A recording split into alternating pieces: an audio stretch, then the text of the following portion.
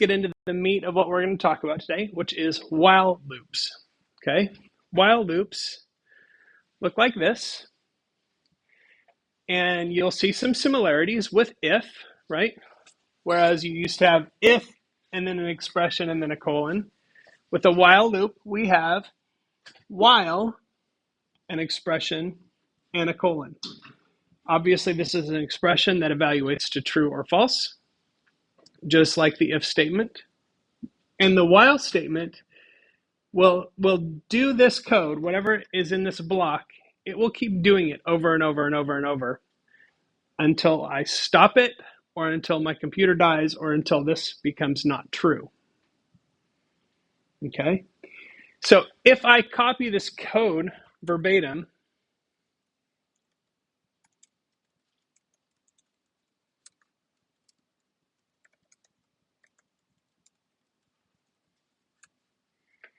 if I run this code, what you're going to see,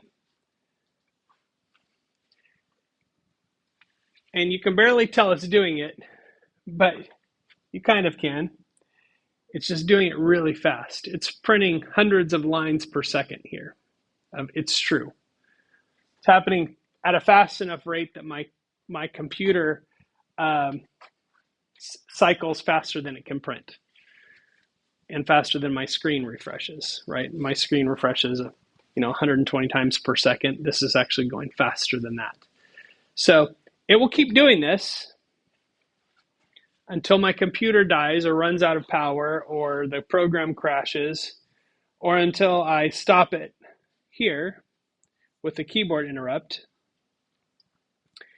Now, if we want to know how fast it's really going, right, I could say x equals 0,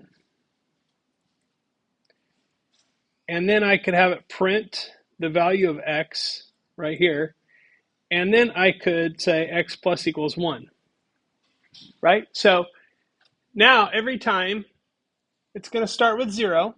Every time, if this is still true, and true is always true forever and ever, while it's true, it's going to print it's true.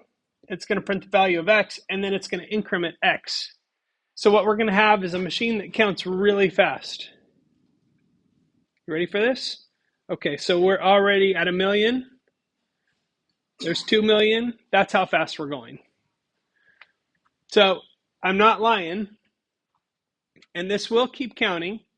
Now, this will actually crash sooner than the previous one, because there is an upper limit to how big an integer can be in Python. So that number will be reached. It'll take quite a bit of time for it to reach that number, but it will reach it eventually, and then the program will crash. So that's how fast that loop is looping.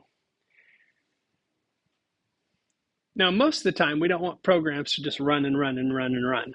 That's not a very good program. In most cases, we have to have the ability to exit a program or quit the program, or maybe we just don't want the loop to go forever.